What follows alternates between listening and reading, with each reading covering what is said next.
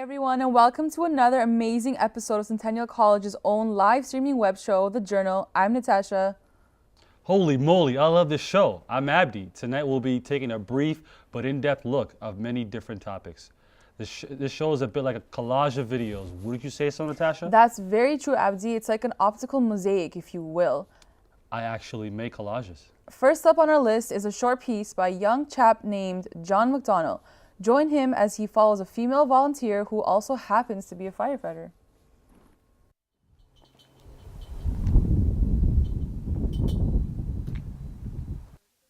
How long have you been firefighting? 16 years. Well, my husband died, and I wasn't home, I was away, and the fire department in the town came, and they were the first ones with my kids. So I thought afterwards that it's a good touch to have women with children and when people need help, so I applied. Well, I'd say that a lot of people just think of the good stuff. Oh, it's exciting to do this and work with the fire trucks and all the equipment, but they got to know that some bad stuff happens and they got to be able to handle it. Well, there's a lot of physical training you have to do. You have to be able to carry hoses over your shoulder, run up and down ladders, carry people, weight, and be able to not to be claustrophobic. You have to learn how to use the BAs, which are the masks and the tanks. And if you're claustrophobic, this isn't the job for you. I get here, we turn the alarm off, we run in, and we have to get our gear on. So we have to do it within seconds of the truck. So you get your gear, you step right into it, pull it up.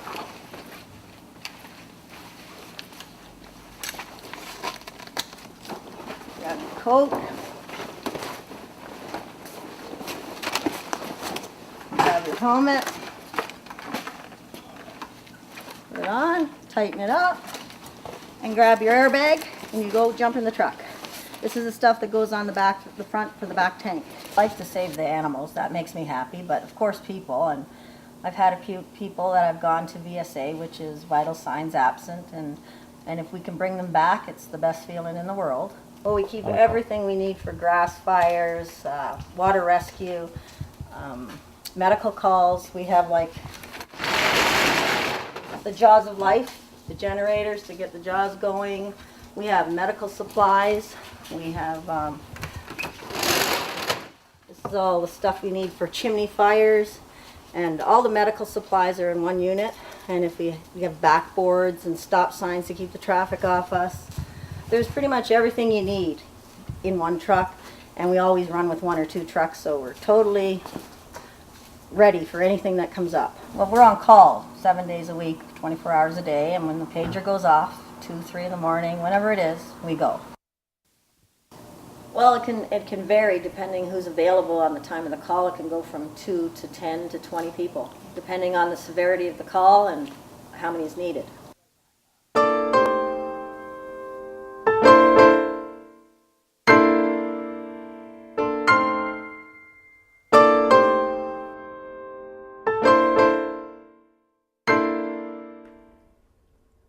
Delightful stuff. Why can't we see more of that in our day-to-day life? I don't know, but next we have a clip from Andy Musa. Just in time for Christmas, Andy explores the world of the little drummer boy who just so happens to play in a pop-punk band called Tonight's the Night. Roll.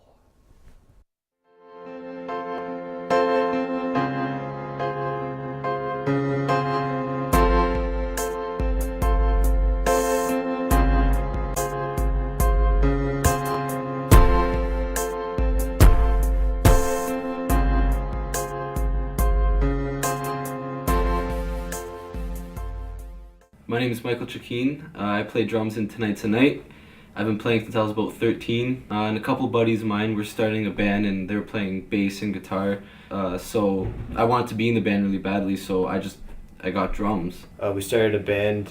Well, we had a few like side project bands going on before that, but those were just like the typical like high school basement bands. And then we started Year Zero because we wanted to get bigger. I started playing in this band called Year Zero.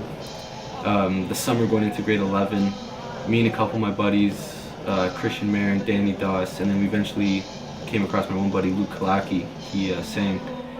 So we played, and that band was, for a high school band, we were pretty serious. And we were a band for about 3 years, and it was a big deal to us because in high school it was all we really had. Like, we had hockey on the side, but the band was who we were. Like, people knew us in the school for being in the band. We took it seriously, but it was still so much fun.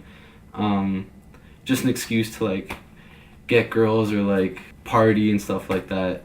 But then, as most high school bands, we ended up breaking up because, you know, stupid things that you take more seriously at the time. None of us really got back into the music after the band, except for Michael, who was dead set on becoming a drummer after school. College came around and I moved away to school, and I stopped playing for the 2 years I was there, which really sucked. And it wasn't until after I came back, after I graduated, I started playing again, like really getting into it, and I just felt completely back in love with it. And you know, tried looking for bands. I even moved to Guelph for 3 months to attempt to start a band with a buddy and look for people to play in the band. It wasn't the best move for him, but it was a good move for him because he got that part out of his system, and that led him to a better band in Tonight's the Night. This past January, it was kind of like a last-ditch effort for me, because if I didn't find a band, then I was just gonna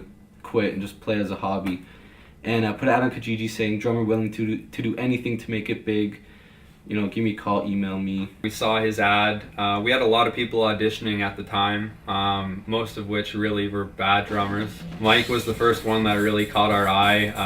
He had the motivation. We were really set on having him in the band. And then he gave me a call asking if I wanted to join permanently. So since the end of January, I've been in Tonight's the Night. I help out with those guys now. I do the lights for them, and I do the merch and the road crew stuff for them. I move all the equipment for them when they get lazy. You know, my friends have always been supportive and come out to shows, but no more than Luke and Christian. Those guys are like my brothers. They help out. They give us moral support. They're fun people to be around, and they've just become part of the family. If it weren't for those guys, I honestly don't think I would be able to carry on doing what I'm doing, so I'm thankful every day for them. With these guys, like, if I didn't believe in what they were doing, I wouldn't be out there every single week, like, helping them out and trying to do whatever they need to do. It is all fun playing on stage, and we love being around each other. We're family. But it's a business. We take it really seriously. We're hungry to make this happen. I'm gonna do everything in my power to get this band signed, because, you know, I do think we're good enough. The guys in the band all have their own story, and I think we have the potential to be something really big. They're doing whatever it takes. Like, it doesn't matter to them what show it is. It's a show for them. It's experience, and I think they'll make it to that next step where they're getting signed and they're on tour soon in a city near you. And I know that we're not gonna stop until we reach that potential, and until we're heard by the entire world. Wish I could tell you I love you, 'cause you're everything I know, and I can't be there to hold you, and never let this go. I'm falling apart.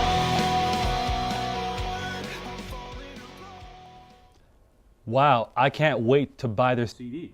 Words can't describe the feelings that band gives me. Is Tonight the Night you realize you love this band? More like the middle of the day. True say. Speaking of music, next up is a man that will literally make your eardrums smile. That's so creepy. His name is Adam Martin, and you may remember him from a couple of weeks ago when he played here on our Journal set. That guy was amazing. Check out this next clip from Woody Allen lookalike Stanley. Too long in the dark, trying to heal my broken heart. Seems you finished the race, but I am still struggling at the start. I thought I got over. I was actually into music at a very young age. My parents used to put on Michael Jackson, they used to put on different artists, and I'd try and sing to those songs and try to dance like Michael. As I grew older, my brother had got himself an electric guitar, and that's actually what got me into playing guitar. Was my older brother. Seeing him play made me want to learn how to play it too. And before I knew it, I was jamming and writing songs. So yeah, the idea is to go around in Eaton Center, strap my guitar on, and basically go in public and like people who are standing around, even people walking, and just like start singing to them. And like even if they don't vibe to it, that's the whole like wow factor. Is like this guy doesn't give a fuck. He's like and it'll be funny to like see people go. And hope they don't hit you or anything. Well, yeah, I'm not I wouldn't think no one hits a guy with a guitar. Come on. What would you play to them? I just like freestyle like. What are you shopping for? What store have you gone to? I like your shoes. Maybe you could like me too.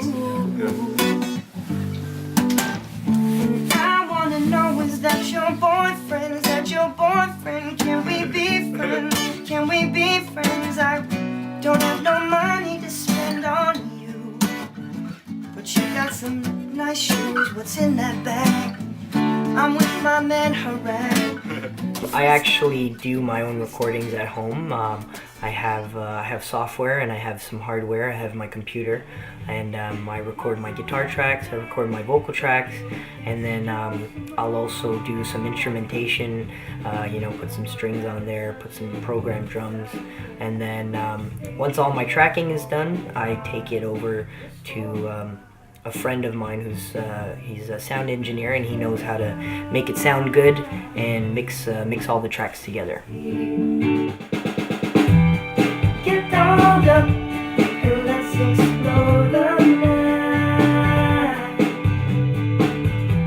'cause all the city lights look brighter when you're by my side.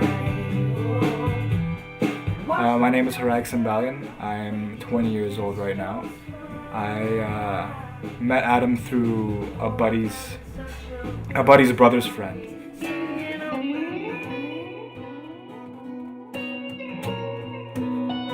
Right now it's just kind of, we've been just doing whatever we can get, it's good to just play random shows anywhere to get like different crowds, not just really one specific crowd. There definitely is a crowd that follows the kind of music we play, but I think if we venture out and play like random downtown bars / uptown bars, like it's a pretty good game plan.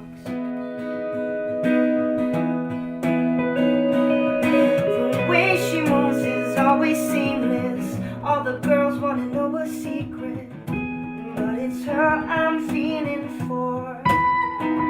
'Cause my eyes are glued until she's leaving. Still somehow she never sees it. It's her that I'm thinking of. If I could just say all I needed to say, I swear you wouldn't leave. I'd make you wanna stay. If it was just you and me, then I'd make you see you'd give this thing a chance for you and I to be. Oh. Now, before we go, here's a performance from a Toronto artist, Adam Martin, with his song Cloud 9. Usually after a show, I'll get a few people coming up to me saying, that was really good, and you did a good job, and I just say thank you very much. I really appreciate anyone who watches and takes time to listen to my music and come and watch me perform. Heck, I still wish Shawn shooting stars. I don't got no fancy job or shiny wings and bling to floss, but baby, I still dream. Even if there's nobody that helps me to see, I'll just keep on marching forward like I'm unstoppable. That guy's music is so beautiful. I'm honestly trying to hold back the tears. Just let the tears fall. Just do it. No, you don't understand. If I cry on live TV, I'll get my butt kicked after the show. Maybe if you started going to a gym, you wouldn't have to worry about stuff like that. Nah, I'm more of a financial kind of guy, stacking money and all that. Well, funny you say that actually, because this next clip by Bianca is about financial assistance. Roll.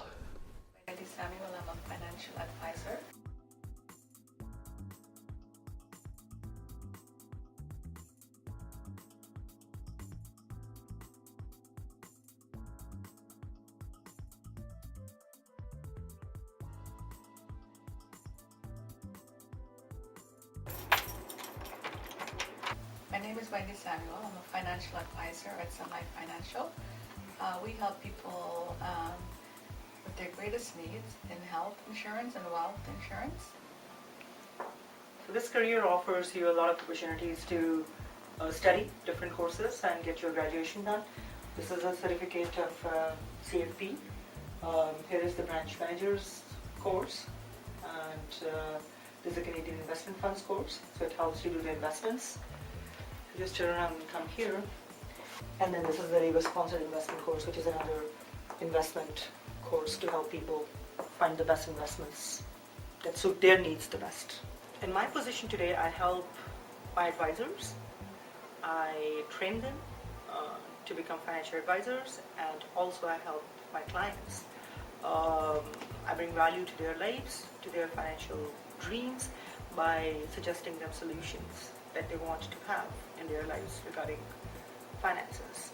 A lot of people are scared of insurance because it's not a tangible thing. They can't see it. It's being benefited by their beneficiaries. So, and also it's looking at life beyond what they know it. And a lot of people are scared to even look there, especially when they're young. They don't want to, it's hard for them to conceive the idea that they may no longer be here. So they tend to ignore it, thinking that maybe it will go away. But every day we all have to face mortality, and I think it's best that we start when we're young instead of putting it off for another time.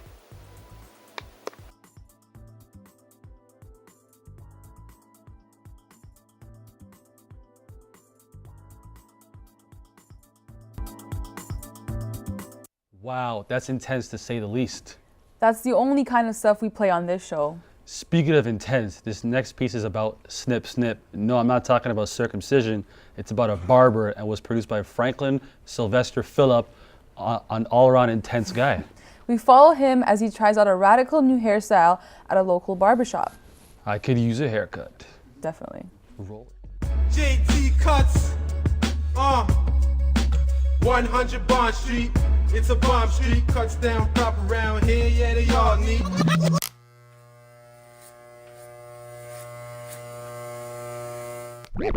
I'm sick with the hand eye, I'm blade shears, air knives, the clicking just damn might fade more than your hairline.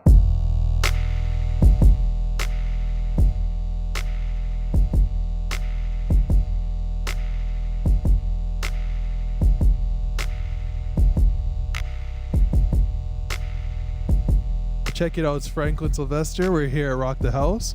We're about to go inside and get a cut from my man JT Cuts. All right, let's go in.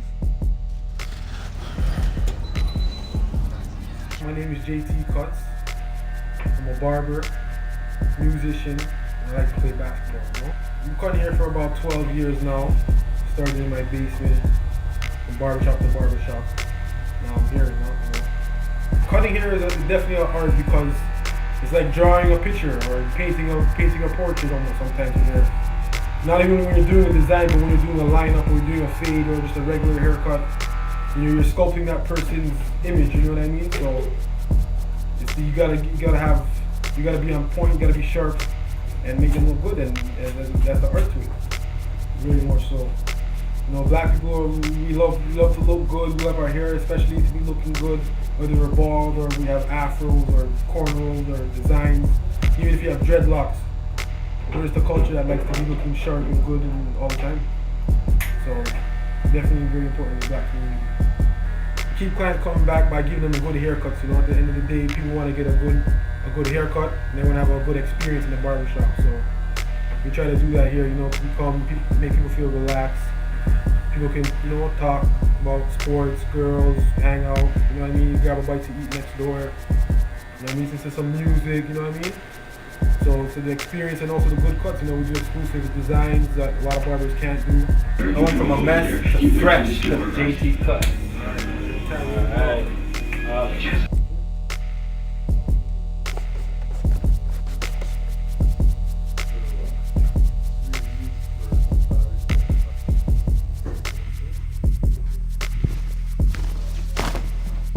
All right, so make sure you come out to 100 Bond Street and check out JT Cuts at Rock the House Barbershop.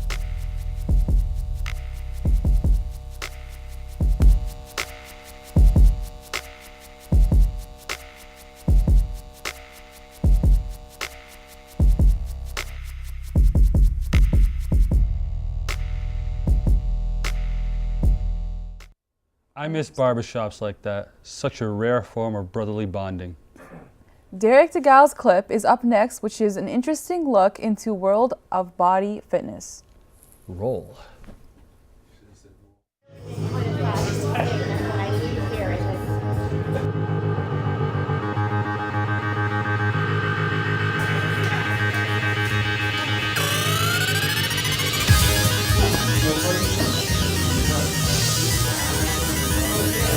My name is Shawn Mango. I've been personal training for about 3 years now. I'm 25 years old. Well, since I was younger, my first sport I ever played was baseball, since I was about probably grade 1 actually. Then I got into basketball. I played high school basketball, college basketball. And then after I finished with basketball, college basketball, that's when I became more health conscious and more into the health fitness aspect. Basically what happened, I got really sick one year, and then basically Dwayne, founder of Body by Chosen, he's a real close friend of mine, and he was into it. And plus, after I got sick, I got more health conscious, made me realize my health is very important, and that made me get more into the actual lifting weights. And then after that, I got a little bigger. People asked me if I did personal training. I said, might as well do it, and that's how I got really into it. I guess society's kind of getting more health conscious, but at the same time, I don't think they are, because, I mean, if you look at the statistics, like fast food, that's still going up, all that stuff's still going up. But I guess we're making a couple of steps in the right direction and just, I guess, get a little more into it. I believe calisthenics works a lot better. When I first started working out, I was probably about 140 pounds, 130 pounds. And just based off calisthenics, I gained 20 pounds really, really quickly, probably in 2 months. And my upper body, you feel it. Calisthenics is just, everything's more natural. Weights, you get a lot more injured, a lot more. Calisthenics, everything is more proper. Well, I think what has set us apart from personal trainers at the beginning was the fact that we used kickboxing and boxing routines in our training.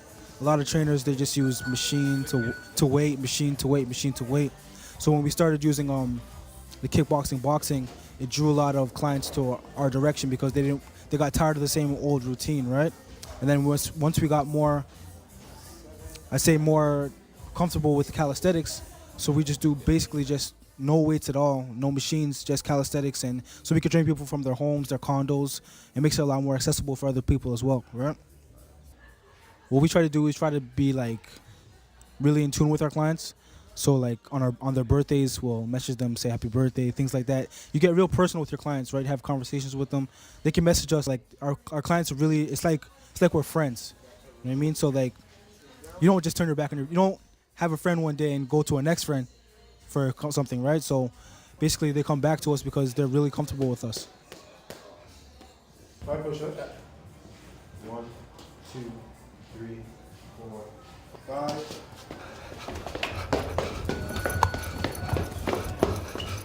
I think people underestimate exactly how personal training is. People think some personal trainers, they just train people at the gym and then they don't hear from them until the next time they're at the gym. Us personally, when we do our personal training, it gets real personal. Sometimes people are telling me their life stories while we're training, right? So it's like we have to be in tune with that. You have to be sensitive to people's needs. Someone could be having a real bad day and they don't really feel like doing a jumping jack or a squat, but still you have to talk to them and try to work things out with them, and basically that's how it is. I think every client has their own story. Every client has their own story, so everyone's clients, I'm not going to say anyone's particular story was more important than someone else's, right? We all come from different backgrounds where certain families could have had health problems, and I mean, for me, personal training more is about the health aspect of everything. It's not about how you look. It's about how the inside of your body is and improving your lifestyle, basically. A great workout. To find any information on training from Body by Chosen, just go to www.bodybychosen.com. Body by Chosen, top trainers in the city, best rates. Check us out.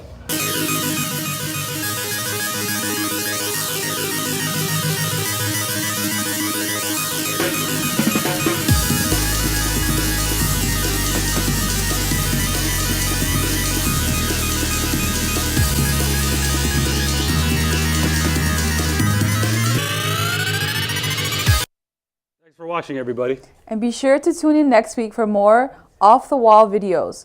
Now to see us into Sonic Bliss, our musical guest, he's a well-known producer and rapper, Justice Beats. Yeah.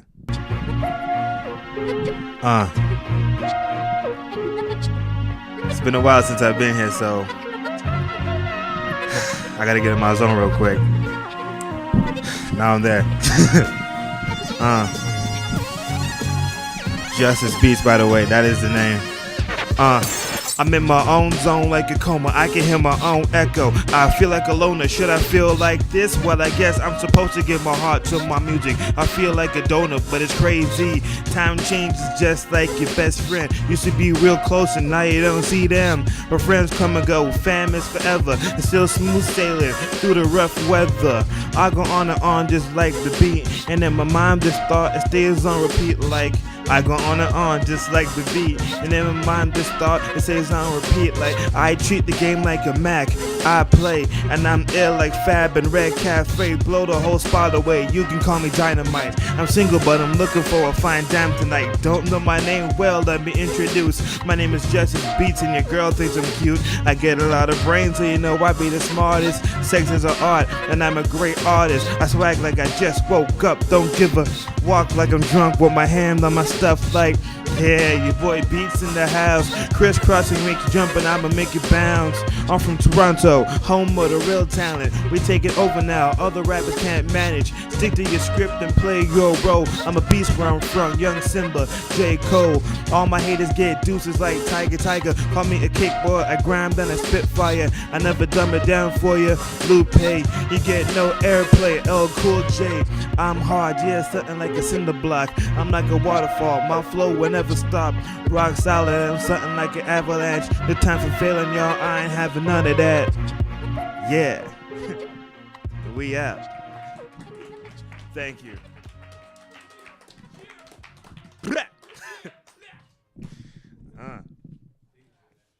Yeah. I do my shout outs. I get my shout out game up. Shout out my dance team, Geek Freak. Shout out my brother, Mikey V, what up? Shout out my mother. Shout out everybody, you know what I'm saying, in Durham, UIT, doing their thing. UFT Scarborough, what up? I see everybody. If I didn't mention you, don't take it to heart. I'm on an adrenaline rush right now. Track going over. I swear they got when I'm on the mic and the camera's on me, I'm always over. This a takeover, no watch the throne. At the front door, I'm out your home. I'm in all of that. Watch me how I fade to black on the screen like that. Bye.